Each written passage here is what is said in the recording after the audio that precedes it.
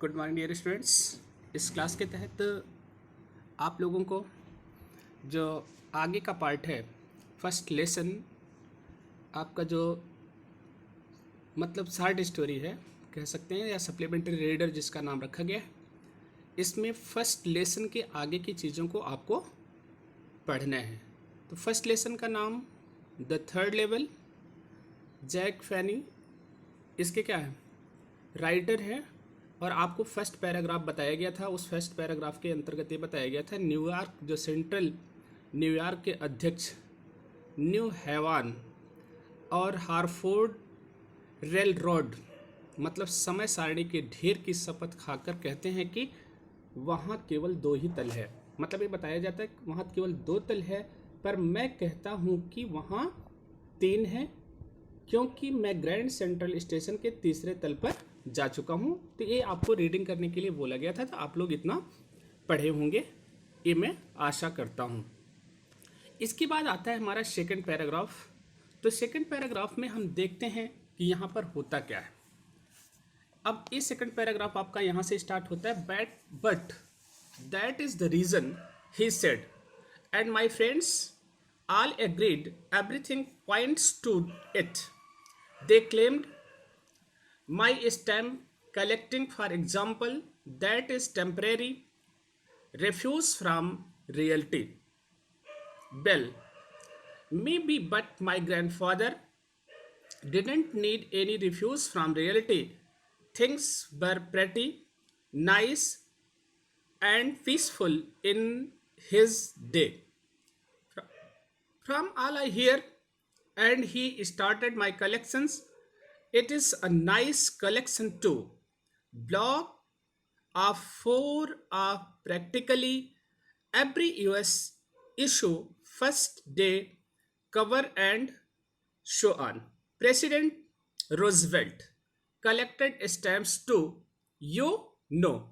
अब देखिए यहाँ पर आपका जो सेकंड पैराग्राफ है, जिसकी कि आपको मतलब मीनिंग समझना भी है, जानना भी है। लिखा but that is the reason, मतलब यही कारण है, पर यही कारण है। लिखा ही सेड, उसने कहा, and my friends all agreed, और सभी मेरे मित्र क्या थे, सहमत थे। एवरीथिंग पॉइंट्स टू इट, और प्रत्येक चीजों का इशारा भी वही था, कह सकते हैं, उनका दावा था। ठीक है, इसके बाद क्या लिखा है, टू इट, इसी का दे क्लेम्ड मतलब होता है दावा करना। माई स्टैम्प्स कलेक्टिंग, जो मेरा क्या करना था, टिकटों का इकट्ठा करना था। स्टैम्प कलेक्टिंग, स्टैम्प मतलब टिकट होता है, कलेक्टिंग मतलब इकट्ठा करना। फॉर एग्जाम्पल के लिए, that is a temporary refuse from reality, और कह रहा है कि यह भी कुछ देर के लिए वास्तविकता से बचना था। टेम्परेरी रिफ्यूजल फ्रॉम रियलिटी मतलब थोड़ी देर के लिए वास्तविकता से बचना था। बेल मे बी, अच्छा, बेल मतलब अच्छा होता है, मे बी मतलब संभवतः। But my grandfather didn't need any refuge, मेरे दादा को तो वास्तविकता से बचने की कोई जरूरत नहीं ना थी, मतलब refuse from reality. Things were pretty nice, चीजें वहां की क्या थी, बहुत ही सुंदर थी। एंड पीसफुल, शांत थी। इन हिज डे, उनके दिनों में, मतलब उनके दिनों में मतलब जैसे टिकट इकट्ठा करना बहुत मतलब क्या नहीं था, ये रियलिटी से बचना नहीं था, क्योंकि उनके दिनों में जो चीज़ें थी वो क्या थी, पीसफुल थी। फ्रॉम ऑल आई हर्ड, जो भी मैंने सुना। And he started my collection, और उन्होंने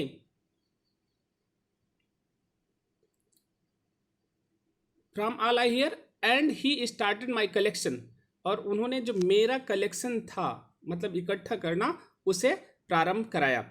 it is a nice collection too, और एक अच्छा क्या था, संग्रह भी था।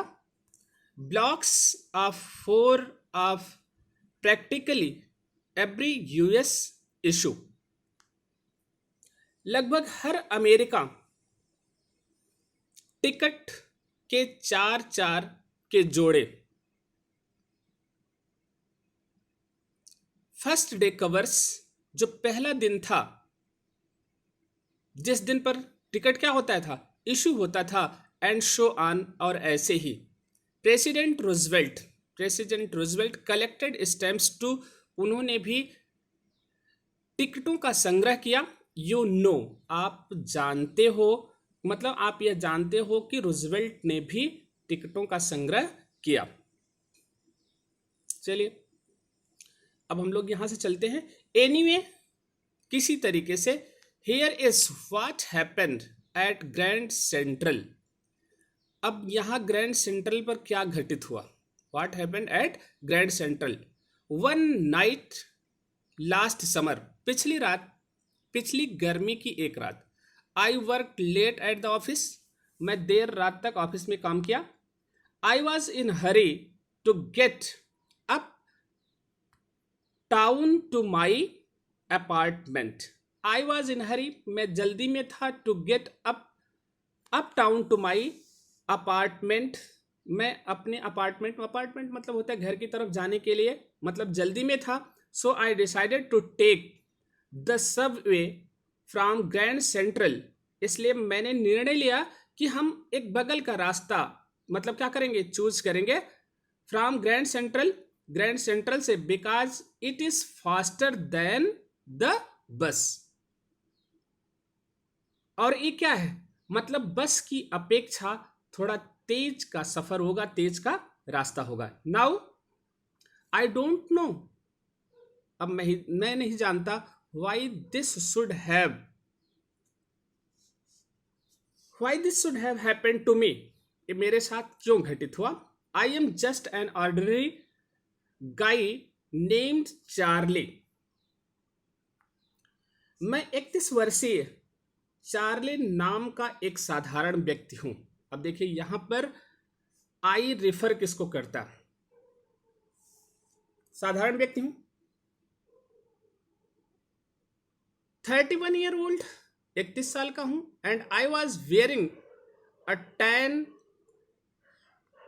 गैवार्डिन suit, a extra hat with a fancy.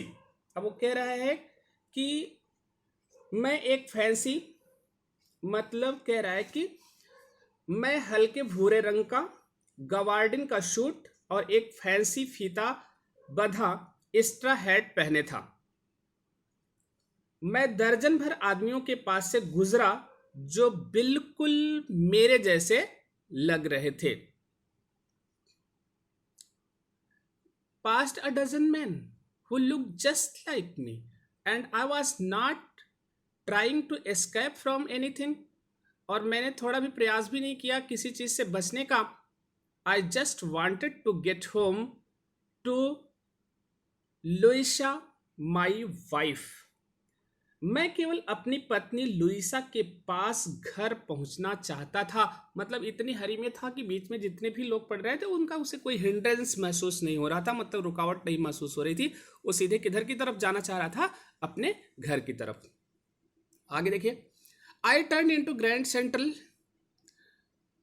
From Vanderbilt Avenue. I turn into, मैं मुड़ गया किधर की तरफ, बैंडविट एवेन्यू से ग्रैंड सेंट्रल होटल की ओर। कहां से, वेंडरविट एवेन्यू से ग्रैंड सेंट्रल होटल की ओर मैं मुड़ गया। And went down the steps to the first level, और सीढ़ियां उतरकर प्रथम तल पर पहुंचा।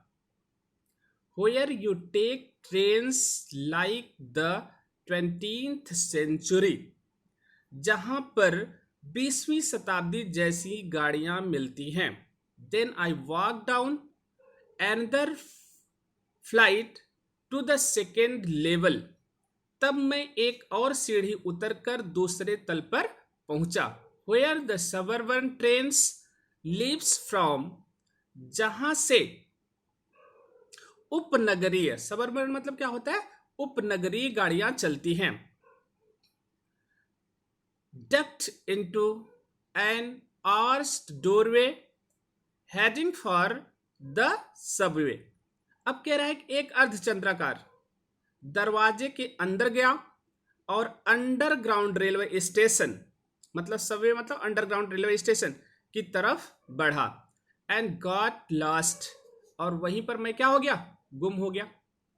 That is easy to do, ये करना आसान था। I have been in and out of Grand Central hundreds of time. अब कह रहा है कि मैं ग्रैंड सेंट्रल के अंदर बाहर सैकड़ों बार गया।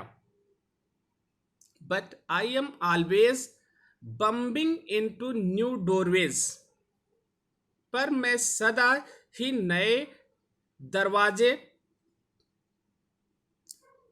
स्टेयर्स सीढ़ियां, कॉरिडोर्स मतलब गलियारे से गुजरा। Once I got into a tunnel about a mile long and came out in the lobby of the Roosevelt Hotel. एक बार मैं एक मील लंबी किसी सुरंग में घुस गया और रूजवेल्ट होटल की लॉबी में बाहर आया। एंड द टाइम, दूसरे समय, I came up in an office, एक ऑफिस में पहुंचा। कहाँ के, building on 46th street 3 blocks away. दूसरी बार मैं 46 मतलब 46 स्ट्रीट की ऑफिस बिल्डिंग में आया जो 3 ब्लॉक हटकर थी। ब्लॉक का मतलब होता है जैसे बिल्डिंगों का ब्लॉक मतलब डिवाइड होता है, उससे हटकर के मैं आया। तो अब आपका ये पैराग्राफ मतलब यहाँ तक आप, ये दूसरा पैराग्राफ है, तीसरा पैराग्राफ और 4 मतलब 4 पैराग्राफ की स्टडी आपने किया। देखा कि जो यहाँ पर आई रिफर किया गया है, आई किसके लिए रिफर किया गया है, यहाँ पर आपको बताया गया है। मतलब एक क्वेश्चन आपसे पूछा जा सकता है, ठीक, होम डज आई रिफर, ठीक है, इन दिस लेसन, इस लेसन में जो आई वर्ड है वो किसके लिए यूज किया गया है। तो आप लोग इसको लिख सकते हैं। I don't know why this should have happened. I am just an ordinary guy named, आगे लिखा है ना, nearly 31-year-old and I was wearing a 10 gabardine suit, मतलब उसका लुक अगर यहां पर बताना होगा तो आपको बताना पड़ेगा। नेम्ड उसका क्या लिखा गया, चार्ली। ओके, अब देखिए यहां पर जो हम लोग चलते हैं, नेक्स्ट पैराग्राफ हमारा है, समटाइम्स आई थिंक, कुछ समय मैं सोचता हूं कि grand central is growing like a tree. जो ग्रैंड सेंट्रल है वो किसकी तरह फैला हुआ है, पेड़ की तरह फैला हुआ। ग्रोइंग मतलब उगना होता है, लेकिन यहां पर हम क्या बोलेंगे, फैला हुआ है। Pushing out new corridors and staircase like roots, और कह रहा है कि जड़ों की तरह नए नए गलियारे और सीढ़ियां निकलती रहती हैं। There is probably a long tunnel that not knows about feeling its way under the city right now. शायद एक लंबी सुरंग है जिसके बारे में कोई नहीं जानता और जो ठीक इस समय नगर के नीचे रास्ता बनाती जा रही है। knows about feeling its way under the city right now on its way to Times Square and maybe another of the Central Park। मतलब कह रहा है कि यह टाइम्स स्क्वायर की ओर जा रही है और हो सकता है दूसरी सेंट्रल पार्क की ओर।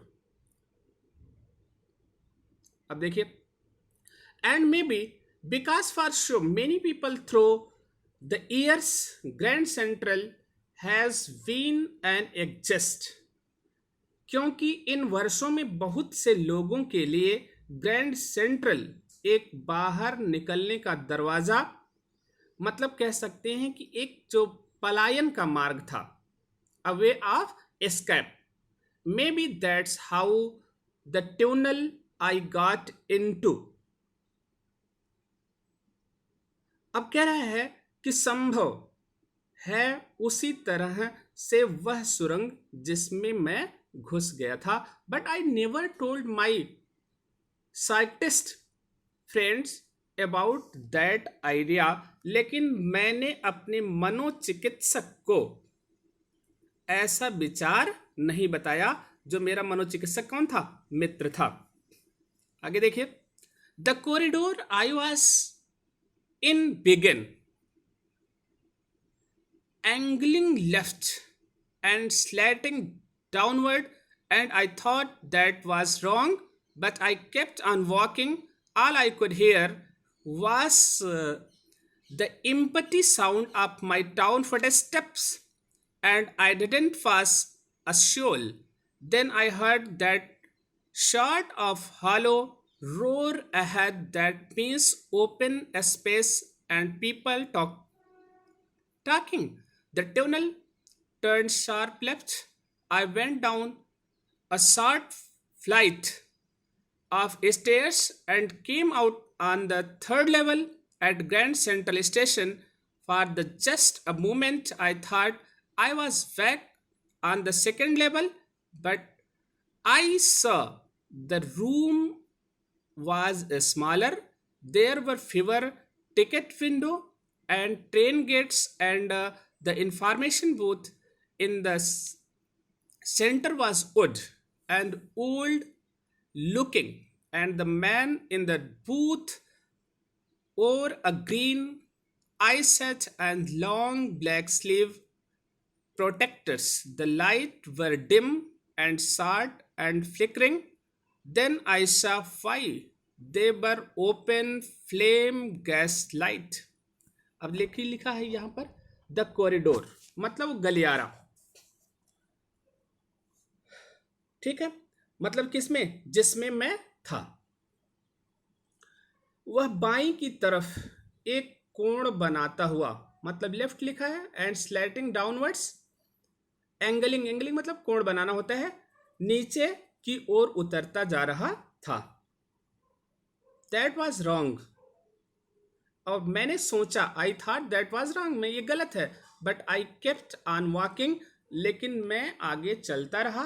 All I could hear was, जो कैच मैं सुन सकता था, the empty sound of my own foot steps. वहां कुछ नहीं सुनाई पड़ रहा था, केवल मेरे पैरों की आवाज सुनाई पड़ रही थी।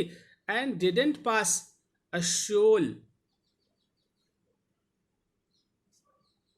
ठीक है, और मुझे कोई भी व्यक्ति रास्ते में नहीं मिला। सोल मतलब आत्मा होती है। देन आई हर्ड, तब मैंने सुना, दैट सॉर्ट ऑफ, ठीक है, हॉलो, एक प्रकार का खोखला शोर सुनाई दिया। Hollow roars ahead, that means सामने की तरफ, जिसका मतलब था open space and people talking, मतलब खुला हुआ मैदान और बोलते हुए लोग। The tunnel turned sharp left, और वो जो सुरंग थी वो सीधी तेजी से किधर की तरफ मुड़ रही थी? बाएं की तरफ। I went down a short flight of stairs, मैं एक छोटी सीढ़ी से उतरकर नीचे पहुंचा।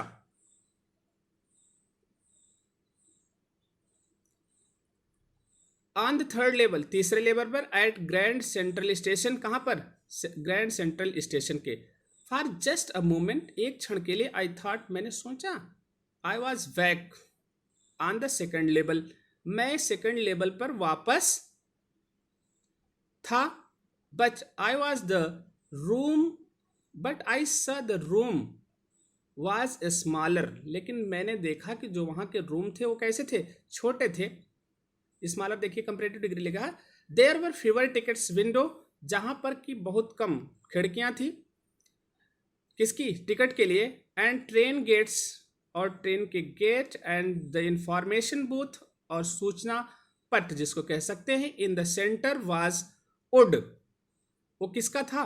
लकड़ी का। एंड ओल्ड लुकिंग, जो पुराना लग रहा था। And the man in the booth, और जो आदमी उस बूथ मतलब काउंटर पर था, और अ ग्रीन आई सेड, मतलब जो कि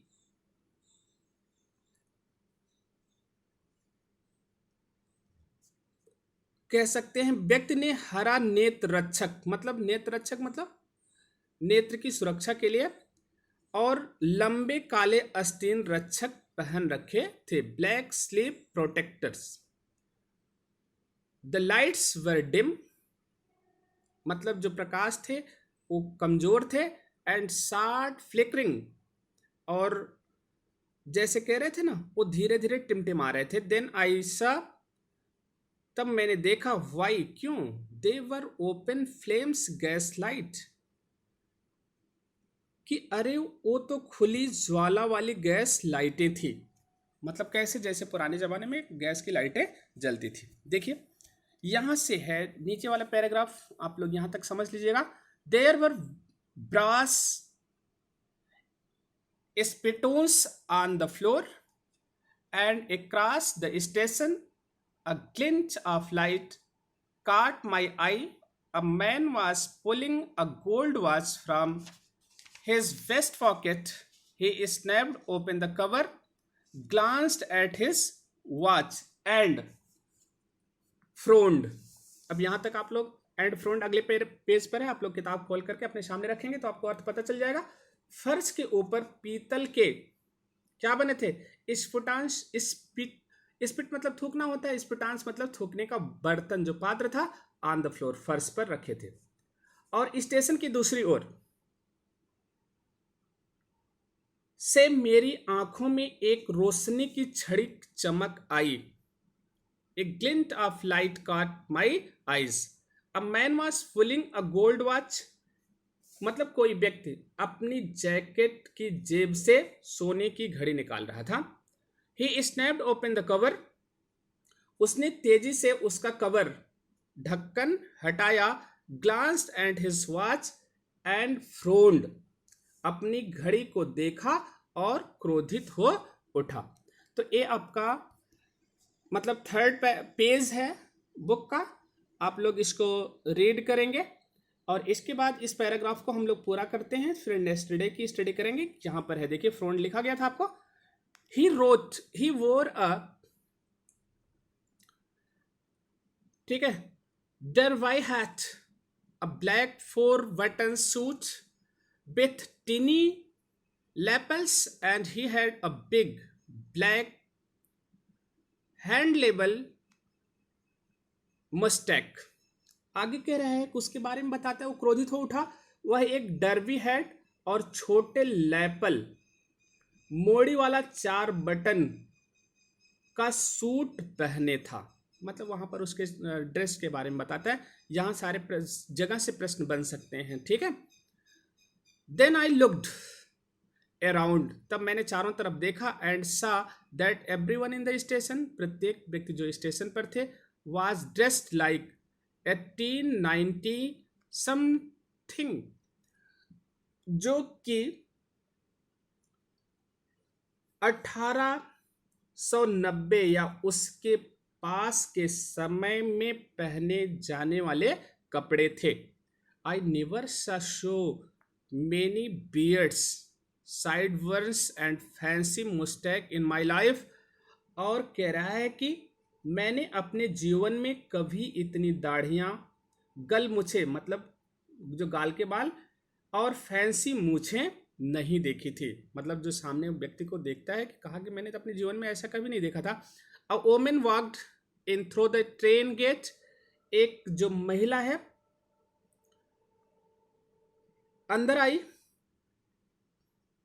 She wore a dress with leg of mutton sleeves and skirts to the top of her high buttoned shoes.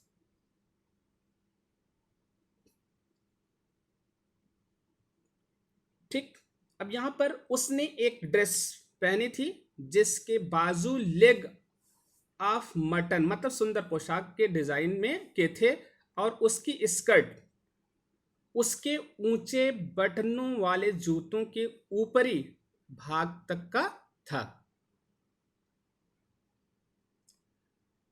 Back of her, out on the tracks, I caught a glimpse of a locomotive. Locomotive मतलब होता है train ही कह सकते हैं. पीछे पटरी के ऊपर मैंने एक इंजन की झलक देखी. A very small Currier and Ives locomotives with a funnel shaped stack, and then I knew. कह रहा है कि यह कोरियर एड इब्ज कंपनी का एक छोटा इंजन था जिसकी कीप जैसी चिमनी थी, और तब मैं समझ गया. And then I knew. तो यहाँ तक आज आप लोग मतलब क्या करेंगे, रिवाइज करेंगे, जिसमें आपको basically second page, third page और फोर्थ पेज में आपको इतना पढ़ाया गया है. ठीक, तो आप लोगों को ये लेसन अच्छी तरीके से पढ़ना है और अपनी एक्सरसाइज को समझना है. Okay, thank you for this class.